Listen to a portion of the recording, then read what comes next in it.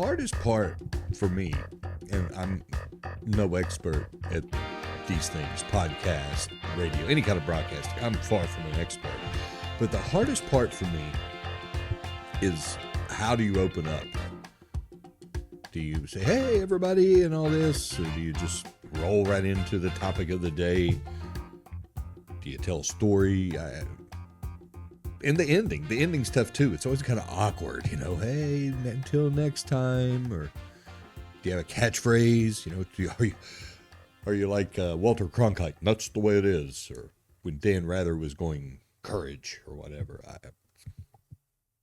I'll do better. I promise you that. I'll do better at figuring out how to open things. I'll do better at figuring out how to close things. One thing I do know, though, is that we got some stuff to talk about. We're entering the last weekend of the regular season in college basketball for the men. The women already done. Conference tournament's about to crank up for the women, but the last weekend of the regular season for the men. Some schools jockeying for position in their upcoming conference tournaments, but for the most part, the regular season championships kind of already decided.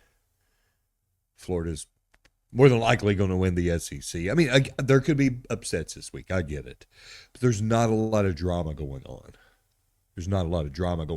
Maybe some drama, maybe some angst over where certain teams are going to be seeded in their respective conference tournaments. And will they get a double bye? Will this team not get a double bye? I mean, that's important. It's significant.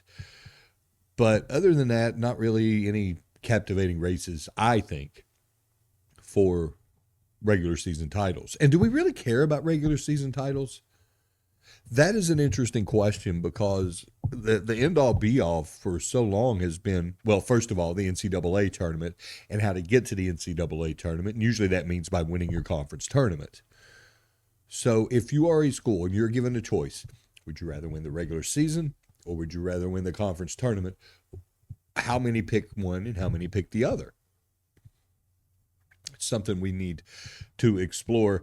Conference tournaments are cranking up. All the women's tournaments are set to begin. That includes the SEC women's tournament in Greenville for the fourth straight year, much to the consternation of some of the coaches in the Southeastern Conference, specifically Vic Schaefer at Texas. Gamecocks rolling in as the number one seed, beat Kentucky. Pretty darn good Kentucky team. 60-56 up at Memorial Coliseum in Lexington over the weekend. Fifth straight regular season title for South Carolina. Phenomenal job by Don Staley. Looking for a fourth straight SEC tournament championship. Significant achievements all around. I am excited for this tournament for myriad reasons, mainly because I think it's going to be uber competitive. The Southeastern Conference has set itself apart as the conference in women's college basketball. I know that UConn is number one. Very familiar position for the Huskies. I know that UCLA has done a fantastic job. Ranked number 2. But you look at the rest of the AP Top 25, and I think this bears discussing. Numbers 3 through 7 are from the Southeastern Conference: South Carolina, Texas, Vanderbilt, LSU, and Oklahoma. Then you've got Kentucky at 17 and Georgia at 22. That's 7 teams. That's absolutely fantastic. And I would venture to say that there are probably 3, maybe 4 in that mix that could win the whole darn thing. Maybe 5. Maybe those 3 through 7. Any one of those 3 through 7 could win the national title. I'm not saying it will happen, but I'm not saying it won't happen. I do say, however, that I watch South Carolina play, and it just seems like they're running on a different gear now than a lot of teams. I watch Texas play. I love how that team is built. LSU's only problem is they can't get over the South Carolina hump. I've lost 18 straight to the Gamecocks. That still blows my mind. Oklahoma's a good team. The biggest question we have it will be who will be the SEC Coach of the Year, and we discussed it with Steffi Sorensen of the ESPN and the SEC Network a couple weeks ago. Who should be the SEC Women's Coach of the Year? And the knee-jerk reaction is Don Staley. You know, we win this regular season. They're blowing teams' doors off. They look like a national championship contender. God bless. And she's doing it by the most difficult thing in sports, to meet expectations. I'll say that. It's incredibly hard to meet expectations because of the increased pressure. You've got to do it. You can't fail. You've got to do it. There's no wiggle room at all. But I thought Steffi brought up a really interesting point that Shea Ralph at Vanderbilt, 27-3 Commodores, she's definitely worth a mention. Number 5 in the country, maybe even for National Coach of the Year. That was the way she positioned it. Steffi positioned it like this, that if you win your conference, your coach is the Coach of the Year. But that what Shea Ralph has achieved would be worthy of National Coach of the Year. It's confusing logic, but it makes sense if you let it sit in and marinate long enough. I'm down with it. I love watching that Vanderbilt team perform, and I love watching women's basketball in the SEC in general. Can't wait for that tournament. SEC men, again, as I mentioned, still some games left in the regular season. Right now, 10 teams in the various brackets, our friend Joe Lenardi bracketology, 10 SEC teams, was 11 until Auburn threw up on itself against Ole Miss over the weekend. The Tigers can still get back into the mix, but as of right now, Auburn would be on the outside looking in, and 10 is quite an achievement. It's not the record-setting 14 of last year, but it's still the most of any other conference in America this season. Big 10 right now has 9, and the ACC and Big 12 still have 8 apiece. And people will say, oh, well, the Big 12 is the best conference in college basketball. I would refute that. Too top-heavy. Way too top-heavy. I know there are more Big 10 teams at the top of the AP rankings. I know there are more Big 12 teams at the top of the AP rankings, and there are more of each in the brackets, in the seedings. But at the end of the day, night in and night out, I feel that the Southeastern Conference is still the deepest team in America. And I'm going to throw this out there. If I had to pick a team right now to win the whole darn thing, I might buy stock in Florida.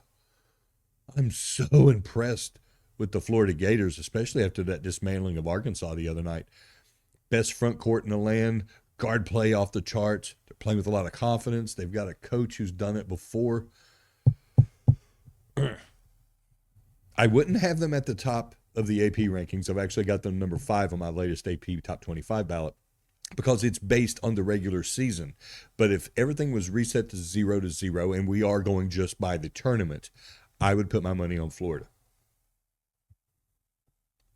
We'll see how they do in the SEC tournament. That's coming up.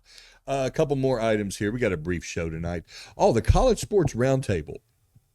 And that's this shindig that President Trump is wanting to have. It's supposed to happen Friday. Now our friends at On3 are saying it's 50-50 at best if this thing does go down because of the conflict in the Middle East with Iran.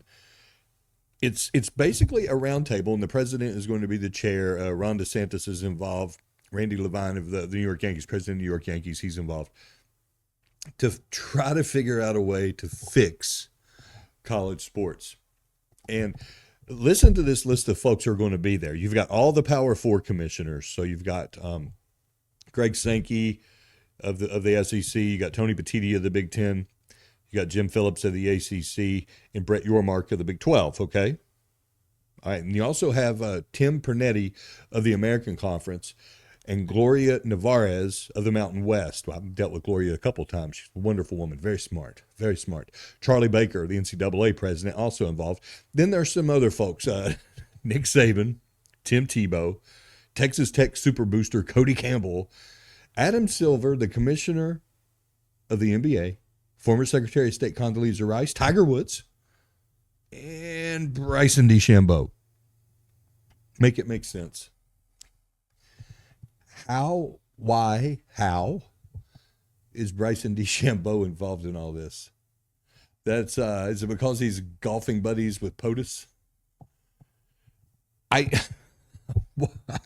I want to see what Nick Saban does, how he reacts when Bryson has one of his long, convoluted series of random thoughts. Saban will probably throw some expletives at him or like, who the hell invited this guy? I'm dying to hear that. I've got to know how that works out. Bryson DeChambeau. I mean, in theory, this is a wonderful thing, especially if they're able to bring forth some changes like one-time transfer instead of unlimited transfers. I'm cool with that. Guardrails on NIL. To tackle the collective bargaining issue that's been looming for years, that's been hovering over everything. This could be really good. But I don't know that Bryson DeChambeau should be one of the voices in the room. I believe he golfed at SMU, but still, there's so many things here. I mean, I'll throw this out there, and I'm not a fan, but Urban Meyer, he golfed with the POTUS, he and Saban just a couple weeks ago, I believe. Why is he not involved in this? Why don't they have the likes of a Roy Williams involved in this? Somebody from the basketball world. I know football money powers the train, but why is a Roy Williams not involved in this? Or even a John Calipari. Coach Cal's had some wonderful thoughts on this lately. Why is he not involved in the mix? There's so many other people you can lean on. Mac Brown, whose reputation is unassailable. He would be a good addition to this roundtable.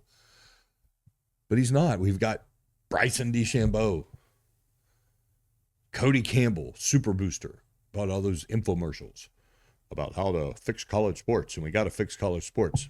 Yeah, I guess that's how he got his seat at the table. Let's get one more tidbit before we call it a night. And this is significant. Don't think it's not. Texas has hired Mark Stoops as a defensive assistant or as an assistant coach. He's going to be a special assistant to Sark. He'll be looking at defense. This is a big deal. Mark Stoops just fired over the last few months. Will Stein, now the coach of the Kentucky Wildcats. But Mark Stoops, what he did at Kentucky was really awesome. 13 seasons. Only went 82-80, but in Kentucky years, that's a Hall of Fame number. Winningest coach in Kentucky history, bowl seasons, 10-win seasons. I just really elevated the program to some cool heights. But like everything, time had come, for him to move on, and it worked out. Everybody's happy now, presumably. He's landing with Texas. But this is a big deal from the Texas end of things, which, first of all, you're going to have Mark Stoops, who former defensive coordinator at Florida State, did a fantastic job, with Will Muschamp. Yeah, Will Muschamp is the new defensive coordinator, former head coach of Florida, former head coach of South Carolina. Was at Georgia, was the DC at Texas about 20 years ago. He was named head coach in waiting. Didn't work out. He ended up leaving, going to Florida. But either way, Coach Boom and Coach Stoops.